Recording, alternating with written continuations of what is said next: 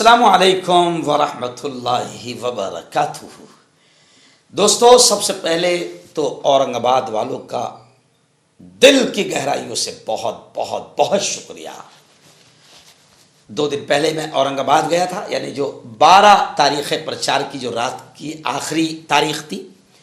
2 जगह मेरी सभा हुई, एक तो कटकट गेट शालीमार के सामने और एक किराड़पुरा, जी हाँ, करीम कुरैशी और हबीब कुरैशी के इलाके में। दोनों जगह हमारे इब्राहीम पटेल साहब बड़े नेता है कांग्रेस के, बहुत सेवा की है इब्राहीम पटेल साहब ने, इसलिए लोग उन्हें बहुत दिलो जान से चाहते हैं। लेकिन मैं शुक्रिया अदा करता हूं कि उन्होंने भी बहुत दिलो जान से मुझसे मोहब्बत की और बड़े ज़ोरदार अंदाज में मेरा सत्कार, ज़ोरदार स्वागत किया।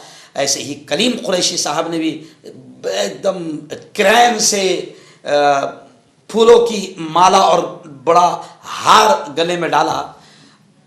बहुत ज़बरदस्त अंदाज में मैं देख रहा हूँ कि औरंगाबाद वालों ने एमआईएम को समझ लिया है कि एमआईएम ने 10 साल तक सिर्फ नारे लगाए, जज्बाती, और कौम को वर्गलाया, उकसाया और सिर्फ दीन, इस्लाम और अल्लाह रसूल के नाम पर वोट लिया। यानी जैसे बीजेपी धर्म का कार्ड खेलती है, यानी जैसे बीजेपी धर्म का कार्ड खेलती है और हिंदुओं को अंधभक्त बनाती है, हिंदू जवानों को अंधभक्त बनाती है, यही काम एमआईएम ने औरंगाबाद में किया। तो औरंगाबाद वाले समझ गए और उन्होंने एमआईएम के लोगों को, आप देखते हैं कि क्या हाल हो रहा है वहाँ पर इम्तियाज़ जलील साहब का और एमआईएम वालों का। तो एमआईएम मैंने देखा वहाँ पर औरंगाबाद में जाकर के चारों तरफ पंजे की धूम है। लोग कह रहे नहीं नहीं नहीं, अब जज्बात में बहकर हमने 10 साल तक के इनको एमएलए बनाया, आमदार बनाया, इनको खासदार, इनको मेंबर पार्लियामेंट बनाया, मगर इन्होंने औरंगाबाद को कुछ नहीं बनाया, इन्होंने मन्नत बनाया। इम्तियाज़ जलील ने अपना बंगला बनाया, करोड़ों रुपये कमाया। तो अब लोग जज्बात की आड़ में और मजहब के नाम पर बहकने वाले नहीं हैं। औरंगाबाद में मैंने देखा कि ज़ोरदार अंदाज में सिर्फ पंजे की हवा है। मैं गया, मेरी सभा हुई और ऐसे ही हमारे बड़े नेता बाला साहेब थोरात भी मेरे साथ थे। जी हाँ, उनका भी ज़बरदस्त भाषण हुआ। ऐसे ही हमारे जालना के हमारे जो मेंबर पार्लियामेंट है, खासदार है कल्याण काले साहब, वो भी मेरे साथ थे और कांग्रेस के तमाम नेता मेरे साथ थे, कमाल फारूकी साहब साथ थे। जी हाँ, तो मैं तमाम का शुक्रिया अदा करता हूँ और औरंगाबाद वालों से अपील करता हूँ कि कल यानी 15 तारीख को सिर्फ पंजे को वोट दे, सेकुलर वोट को तकसीम ना होने दे। एमआईएम या किसी और, घड़ी तो जानते हैं आप, घड़ी अभी फिलहाल पूरी की पूरी बीजेपी की है। अजीत दादा जब तक के बीजेपी को लात मार के नहीं आता है तब तक के वो हमारा नहीं है, और अजीत दादा अपने अब्बा के नहीं हुए तो हमारे कहाँ से होंगे। इसलिए अजीत दादा और आज़ाद उम्मीदवार और एमआईएम ये सब बीजेपी के लिए काम कर रहे हैं, वोट फोड़ रहे हैं। इसलिए आपने ज़रा भी बहकना नहीं। 15 तारीख को सिर्फ पंजा पंजा पंजा। आज आपके शहर औरंगाबाद में क्यों आया हूं? मैं आपके शहर औरंगाबाद में इसलिए आया हूं कि कुछ लोग ऐसे ही दाढ़ी वाले, ऐसे ही टोपी वाले, शेरवानी वाले यहां पर आते हैं और इस्लाम की बातें करते हैं, अल्लाह रसूल की बातें करते हैं, कौम को जज्बात में लाते हैं, नारे लगाते हैं। और ऐसे लोगों ने, मैंने देखा कि 2014 में औरंगाबाद के लोग इनके जज्बाती नारों में आ गए थे। 2014 में आपको लगा था मीर मीर, अपनी पार्टी, अपने लोग, अपना कायद, आप जज्बात में आए और औरंगाबाद की सत्ता, औरंगाबाद की महानगर पालिका, औरंगाबाद का एमएलए, औरंगाबाद का मेंबर पार्लियामेंट आपने ऑल इंडिया मजलिस इत्तेहादुल मुस्लिमीन के हवाले कर दिया। मैं आपसे कहता हूं कि आपने औरंगाबाद इनके हवाले किया, लेकिन मैं आपसे पूछता हूं कि जिस तरीके से जज्बात में इन्होंने लाया, ये सिर्फ जज्बात की बातें करते हैं। इन्होंने किस तरीके से उत्तर प्रदेश में नुकसान पहुंचाया आपको शायद एहसास नहीं। इन्होंने किस तरीके से, अब अभी हमारी बहन डॉक्टर फिरदौस कह रही थी कि नीतीश कुमार ने एक बेटी का नकाब खींचा, हिजाब खींचा। बहुत अच्छा सवाल किया हमारी कॉर्पोरेटर जो बनने वाली है, उन्होंने कहा कि असद भाई, आपकी पार्टी ने या आपने नीतीश कुमार पर केस करवाया क्या? नहीं करवाया। आपको मैं बता दूं कि लोग इनको कहते हैं बैरिस्टर, बैरिस्टर, लोग इनको कहते हैं ये बैरिस्टर है। मैं इनसे पूछता हूं कि असदुद्दीन ओवैसी साहब, आपने अपनी जिंदगी में कभी किसी मुसलमान का सुप्रीम कोर्ट में केस लड़ा क्या? नहीं लड़ा। इनके बैरिस्टरी से कौन को कोई फायदा नहीं हुआ। या हमसे कहते हैं कि मुफ्ती हारून तुम क्या कर रहे हो? तो असद ओवैसी को मैंने कल अकोला में बताया कि असद ओवैसी साहब, मेरे शहर में आसिफ बशीर खान को उठाया गया और फांसी की सजा उसको सुनाई गई। असद ओवैसी साहब, आपने उसका केस नहीं लड़ा, एमआईएम ने उसका केस नहीं लड़ी। असद ओवैसी साहब, आसिफ बशीर का केस जमीयत उलमा ने लड़ी और आसिफ बशीर 20 साल के बाद आज बाइज्जत रिहा होकर हमारे घर पर आकर शुक्रिया अदा कर रहा है। मैं आपको बता दूं, असद ओवैसी ने आज तक डॉक्टर साहिबा किसी का केस नहीं लड़ा। और जब मैंने इनकी पोल खोली तो ये अकोला में कहते हैं मिस्टर हारून, देखे आपने वीडियो, देखे आपने? परसों इन्होंने मुझसे कहा मिस्टर हारून मेरे मुंह मत लगो। उनके जुमले बोल रहा हूं, एमआईएम के अंधभक्तों को बुरा लगेगा, ये उनके जुमले बोल रहा हूं। उन्होंने कहा कि मुफ्ती हारून मेरे मुंह मत लगो, मैं बहुत छिछोरा हूं। किसने बोला? असद भाई ने खुद बोला। तो मैंने कहा असद भाई आप बहुत छिछोरे हैं, मैं तो आपको बैरिस्टर समझता था, मैं तो आपको पढ़ा लिखा समझता था, और आप कह रहे थे मुफ्ती हारून मेरे मुंह को मत लगाओ, मैं बहुत छिछोरा हूं। तो मैंने कहा साहब मैं मुफ्ती हूं और मुफ्ती किसी छिछोरे के मुंह अरे बोलो नहीं लगूंगा। और असदुद्दीन ओवैसी ने क्या किया सुनो, ये औरंगाबाद शहर जहां पर उलमा की बड़ी तादाद है, मस्जिदों की बड़ी तादाद है। असद ओवैसी से मैंने कहा कि साहब मैं तो छोटा मुफ्ती हूं, तुम इतने छिछोरे हो कि तुमने उलमा की बदतमीजी की। अरे असद ओवैसी साहब, जिन उलमा के लिए काबा खोला जाता है, जिन उलमा के लिए काबा के दरवाजे खोले जाते हैं, असद ओवैसी ने उन उलमा की भी बेइज्जती की। जब महमूद मदनी साहब ने इनको समझाया कि असद साहब सीटें खड़ा मत करो, बीजेपी को फायदा हो रहा, तो मौलाना महमूद मदनी की भी इन्होंने बेइज्जती की।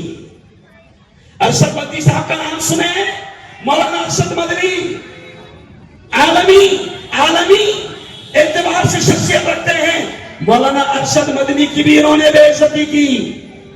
मौलाना सज्जाद नोमानी, इनकी ये जूतियां उठाते थे, जूतियां सज्जाद नोमानी साहब की। और जब सज्जाद नोमानी साहब ने इनके खिलाफ बोला, इनको समझाया कि तुम्हारी वजह से बीजेपी को फायदा हो रहा है, तो सज्जाद नोमानी को भी इन्होंने कहा लिफाफे वाले मौलाना, पॉकेट वाले मौलाना।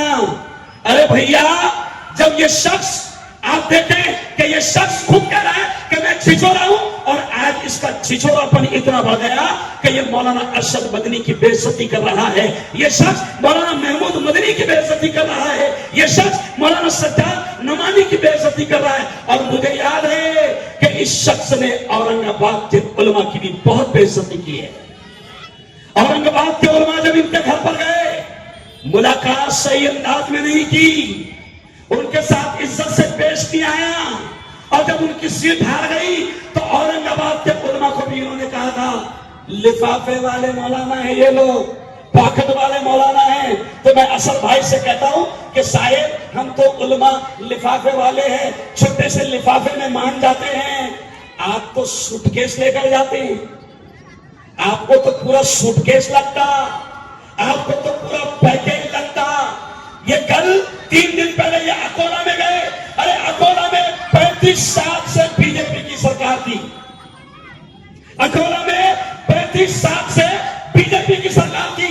जब हमने वहां पर मेहनत की और हमारा एक मुसलमान आमदार साजिद पठान जीता, तो असद ओवैसी साहब वहां जाकर क्या बोले मालूम आपको? असद ओवैसी साहब ने कहा साजिद पठान हमारी गलती हो गई, हमने सीट नहीं डाले थे, तो मैंने कहा कि असद भाई, अब आपको पता चल गया कि यहां से सेकुलर सीट निकल जाती है, कांग्रेस निकल जाती है, मुसलमान जीत जाता है। तो असद ओवैसी साहब ने वहां कहा अकोला में कि अगली बार मैं सीट डालूंगा, यानी किसी मुसलमान को जीतने, अरे बोलो, नहीं दूंगा। असद साहब सुनो, ये 30 किलोमीटर पर फुलमरी है, फुलमरी 30 किलोमीटर फुलमरी है। ये मुफ्ती हारून कांग्रेस का प्रचार करने के लिए वहां गया, हिंदू भाइयों ने स्वागत किया, हिंदू भाइयों ने सत्कार किया। 30 साल के बाद में अल्हम्दुलिल्लाह मेहनत की, वहां से बीजेपी की सरकार गई और हिंदू भाइयों ने मेरा सत्कार और सम्मान किया। हम बीजेपी का मुकाबला कर रहे हैं, कसम अल्लाह की खा कर रहा हूं, हमारा मुकाबला मुसलमानों से नहीं था।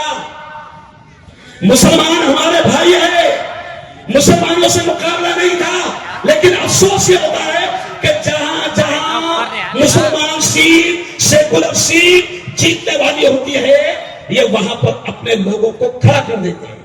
अब जब समझ में आ गया तो लोग इनको मार रहे हैं। आपने औरंगाबाद वालों, आपने बड़ी मोहब्बत की दीन से, आपने क्या किया, आमदार भी बना दिया, आपने रातों रात खासदार भी बना दिया। तो मैंने इम्तियाज जलील साहब से कहा कि इम्तियाज जलील साहब, जब औरंगाबाद वालों ने तुमसे मोहब्बत की तो तुमको आमदार भी बनाया, तुमको खासदार भी बनाया, और जब लोगों के समझ में आ गया कि तुम बीजेपी के हैं तो अब तुमको दौड़ा दौड़ा कर मार रहे। अरे बोलो, मार रहे कि नहीं मार रहे? जब समझ में आ गया कौन को तो दौड़ा दौड़ा कर मार रही। आज मैंने सुना कि असद ओवैसी साहब गलियों में घूम रहे थे प्रचार के लिए। ये जुमला सुनना, असद ओवैसी साहब गलियों में घूम रहे प्रचार के लिए। तो मैंने कहा असद ओवैसी साहब, आपके तमाम कारपोरेटरों ने अगर काम किया होता तो आपको गलियों में घूमने की जरूरत, अरे बोलो ना, नहीं पड़ती। आपके कारपोरेटरों ने काम नहीं किया, आपने जज्बात में लाकर मुसलमानों को जज्बात में लाकर आपने वोट किया, और आपके कारपोरेटर जीतने के बाद फोन भी नहीं उठाते। क्यों भाई, सही बोल रहा हूं? फोन भी नहीं उठाते इनके कारपोरेटर। अच्छा, अब क्या हो गया? इन्होंने वादा किया था, बहुत सारे वादे किए थे कि औरंगाबाद में शानदार स्कूल बनेगी। अरे बोलो, कहां बनी भैया? अरे ओवैसी साहब की स्कूल कहां बनी? नहीं बनी। झूठा नंबर एक। क्यों? इन्होंने नफरतें फैला दी, हिंदू मुसलमानों में तेल निर्माण पैदा कर दिया। अरे सुनो, ये मुफ्ती हारून कांग्रेस के साथ क्यों है? क्योंकि हमारे उलमा कहते हैं कि जब इस देश को आजादी दिलाना था और अंग्रेजों को भगाना था तो हमारे उलमा ने गांधी जी को साथ में लिया, कांग्रेस को साथ में लिया, और हमने गोरे अंग्रेजों को यहां से भगाया और देश को आजादी दिलाई। आज मैं मुसलमान आपसे कहता हूं कि ये बहका रहे हैं, ये जज्बात में ला रहे हैं। मैं आपसे कहता हूं कि आपको जज्बात में नहीं आना है। इस मुल्क में नफरतों की राजनीति कभी कामयाब नहीं हो सकती, इससे मुसलमानों को नुकसान पहुंचेगा। इन्होंने एक वादा किया था, शानदार स्कूल बनेगी। मेरी मालूमात के मुताबिक मुझे बताया गया कि स्कूल की जमीन बिक गई। क्यों? अकबर भाई आए थे, वो आए थे, उन्होंने भी क्या कहा था कि ऐसा होगा, 5 रुपए में खाना मिलेगा। क्यों? औरंगाबाद वाले बहकावे में आ गए। मैं आपसे पूछता हूं, अरे औरंगाबाद वालों, मैं भी किरातपुर में मगरिब की नमाज के लिए गया, मैंने देखा कि आपके रास्तों पर पानी जमा हुआ है, ड्रेनेज का सिस्टम नहीं, आपके रास्तों पर पानी जमा हुआ है, आपके यहाँ नालियों का सही इंतजाम नहीं, आपके यहाँ अच्छे हॉस्पिटल नहीं। इसलिए मैं आपसे कहूंगा कि कांग्रेस का मुकाबला भारतीय जनता पार्टी से था, लेकिन क्या करें कि औरंगाबाद में भारतीय जनता पार्टी ने जब से एमआईएम को भेज दिया तो हम आपस में मुसलमान लड़ रहे हैं। और सुनो एक जुमला, कमाल फारूकी साहब आए हैं, साहब मैं आपके सामने कहता हूं, एक जुमला सुनो। इनकी पार्टी का नाम था मजलिस इत्तेहादुल मुस्लिमीन। क्या नाम था? मजलिस इत्तेहादुल मुस्लिमीन, यानी मुसलमानों में इत्तेहाद होगा, मुसलमान एक हो गए। लेकिन जहां जहां ये जा रहे, मैं देख रहा हूं आपके शहर में मजलिस इत्तेहादुल मुस्लिमीन नहीं, अब ये मजलिस इंतिशारुल मुस्लिमीन बन गए। इंतशार ही इंतशार, लड़ाई ही लड़ाई, झगड़ा ही झगड़ा। इसलिए औरंगाबाद वालों, मैं आपसे कहता हूं कि अब आपको एमआईएम समझ में आ गई ना? अरे बोलो, एमआईएम आपके समझ में आ गई? अब जज्बात में आना नहीं, अब नारों में आना नहीं, अब जज्बात में आना नहीं। ये सेकुलर पार्टी कांग्रेस ने आपके सामने बहुत पक्के और मजबूत उम्मीदवारों को खड़ा किया है। मैं आपसे कहूंगा कि आप कांग्रेस के उम्मीदवारों को मजबूत करना। और एक बात सुन लो, इनको घमंड है, इनको घमंड है, बड़ा घमंड है। ये किसी की भी इज्जत उछालते हैं, ये किसी आलिम की इज्जत नहीं करते। लेकिन मैं कहता हूं असद अवैसी साहब, औरंगाबाद वालों, मैं कहता हूं कि जितने भी ऐसे घमंड करने वाले आए, जितने भी ऐसे घमंड करने वाले आए, सब चले गए, सब गए। देखो आपने कहा सिर्फ गया, क्या बोलना, क्या बोले? आपने सिर्फ बोलना गया, मजा आएगा आपको।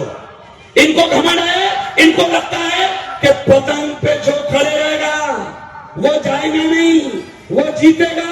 लेकिन असद ओवैसी साहब, औरंगाबाद की पब्लिक आपको जान गई है, मन्नत किसी की पूरी नहीं हुई।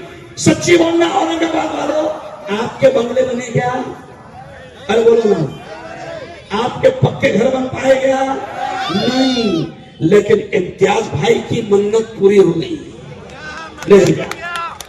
मन्नत बन गई इम्तियाज भाई का।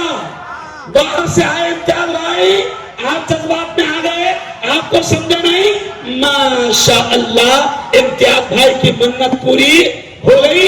एक बंगला है मन्नत शाहरुख खान का, और दूसरा है एक छपरी का, याद रखो आपको। इसलिए मैं आपसे कहता हूं, इनको घमंड है, लेकिन इनका घमंड टूटेगा और ये भी जाएंगे। आपने जोर से कहना गया, बोलो जोर से, शब्दाला, जोर से शब्दाला, नमरूला,